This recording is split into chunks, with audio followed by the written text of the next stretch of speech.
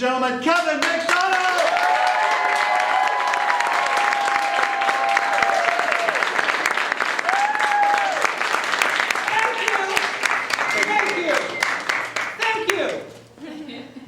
Thank you.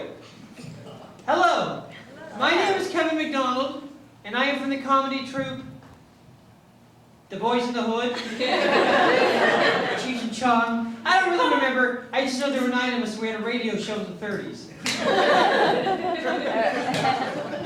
I have a warning. I have a warning for you good people of Washington, D.C. I have a warning. I am a sketch comedian about to attempt stand-up comedy. So please be prepared to duck. Yes, all my sketch comedy friends, and I have many sketch comedy friends. I have Dave Foley, Tim Conway, the fat guy from Hee Haw. They all say, Kevin, do not attempt this. This is pure folly. You are walking purposely into a bear trap. They say sketch comedy and stand-up comedy are 2 completely different sets of skills. In sketch comedy, you're on stage with 4 other guys. You get to frolic around, talk whenever you want. If something goes wrong, you can blame someone. Usually Scott Thompson, the gay one. But stand-up comedy, you're by yourself. You're all alone. You have to tell jokes. You have to use a microphone. Kevin, you never used a microphone before. Well, I say this whole argument is absolutely ridiculous. When you think about it, comedy, fucking thing started. I would be doing stand-up comedy. I would be doing stand-up comedy things like this. So, where are you from? New York. I've seen it in movies. On the top of my head. On the top of my head. I mean, stand-up things like this. So, what do you do for a living? I can't say. I've seen it in movies. Stand-up comedy. Look, stand-up comedy pose. Hey, stand-up comedy pose. Hey, what do they call it? Shampoo. It has the word poo in it. Why would we put that in our hair? I'm a stand-up comedian. Before I start the comedy part of the comedy, I should probably tell a little bit about myself. Let's start at the beginning. I had a very difficult childbirth. I refused to come out the conventional way, so they had to do what you kids call a C-section. But every time they cut into my mother, I moved away and they couldn't find me. The doctors say the proper medical term for this is coward baby. At one point, I tried to get me on my mother's shoulder. She eventually gave up and went home. Every now and then, she'd go back to the hospital and try again. Ladies and gentlemen, I wasn't born until I was 7. I did grade 2 inside my mother. True disgusting story. Speaking of birth, that reminds me of death. That was a segue! And this, of course, is a true story. No, it's not! I'm lying! My father just recently died. And of course, death is a sad, inevitable, almost beautiful part of the wheel that is life. Everyone around my father this time knew that he didn't have much time left, so I was called to come to his deathbed. I went to his deathbed. It was in his death bedroom. I had just walked down the death hallway. I think I used the death toilet. I don't really remember. There I was in the death bedroom, and my father saw me. He summoned me over with his weakened hands. This is the same way that I help people park cars. I get run over a lot. So I went over to my dying father, and in a voice as equally weak as his hands, he said to me, "Son, I have lived a long and eventful life. I have seen many wonderful and exciting things. So come closer, for there is something that I must tell you. I took a deep breath, knowing that I was about to hear the last words of my undying father. I came closer to him. He gave me a wise smile and said, I don't want to die. Jesus Christ, I drive a Honda. Don't let me die, you son of a bitch, coward baby. Call back to coward baby, stand-up comedy. I'll be doing it for the next 10 minutes. I'm now going to do another stand-up comedy thing. It's what we in the business call commercial parody. This is when one makes fun of or parodies a type of commercial. Parody is a lot like satire, only not as good. Excuse me while I get a character that's going to seem a lot like me, because I don't really do characters. Hi! Come on down to Crazy Larry's Furniture Warehouse. Crazy Larry, he really is crazy.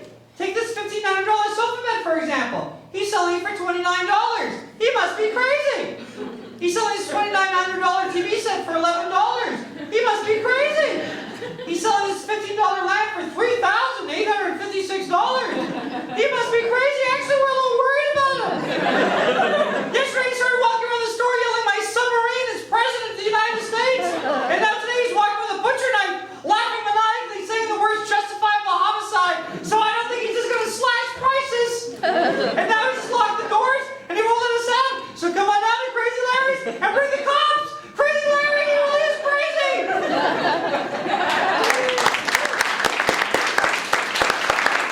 Doing this stand-up comedy thing I've done for the past year, I realized if you do this, people applaud whether they like it or not.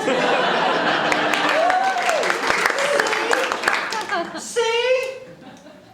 Oh, I remember. The name of the troupe was The Kids in the Hall. That was the name of the troupe. They were okay. Monty Python were the Beatles of comedy. Kids in the Hall were the Duran Duran of comedy. It's been almost 25 years since Lorne Michaels, I'm quoting Lorne Michaels. No, he's a real person.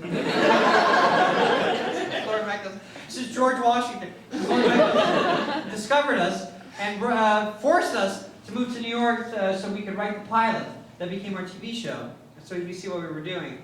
And HBO were the ones doing the show, and they could only afford 4 apartments, but there were 5 of us, so 2 of us had to live together. And Scott and I were kind of cowards, living in New York, so we had to share an apartment.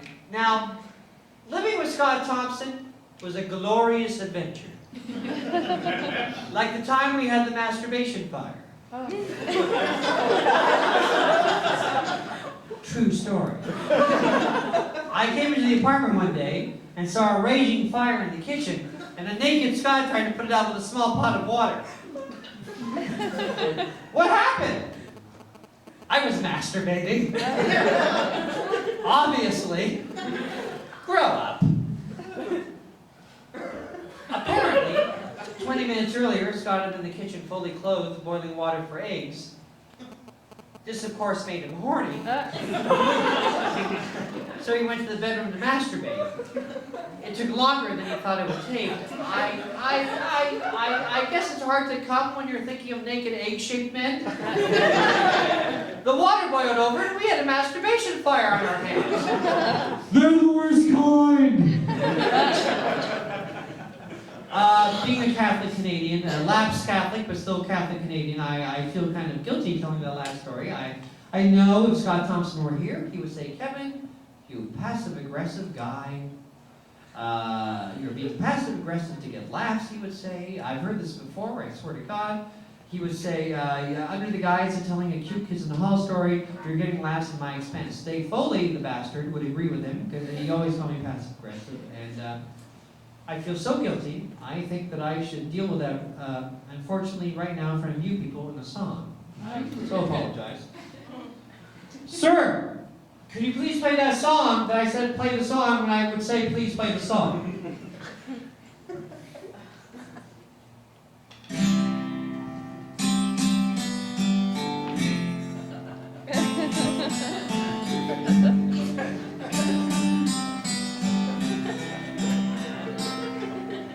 I am suggestive of a passive, aggressive, and you won't know you're messed with when I mess with you. I'll give you a smile as you drink from my vial, and it will take a while to see I messed with you.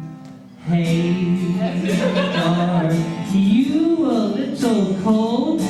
Do you think we should close the window? Which is 2, 3, 4. passive aggressive speak, for it's fucking cold, you fucking freak. So close the fucking window, you fuck.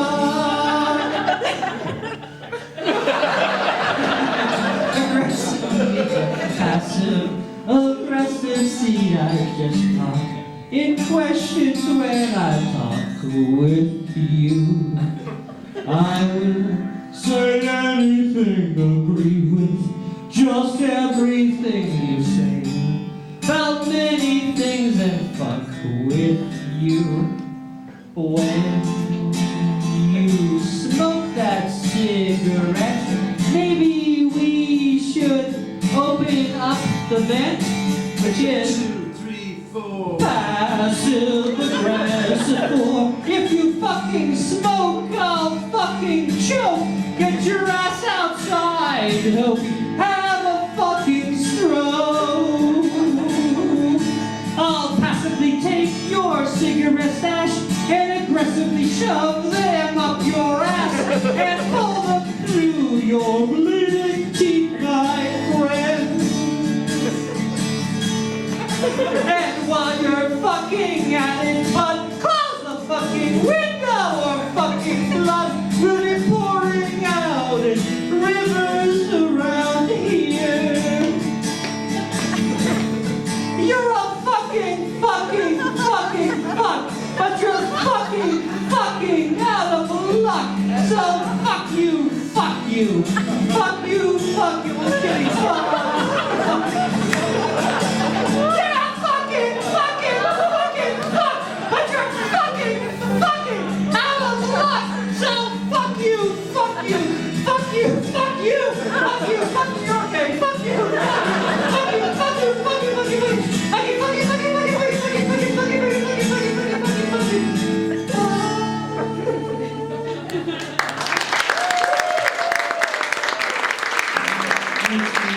I want to say, just have a pleasant day.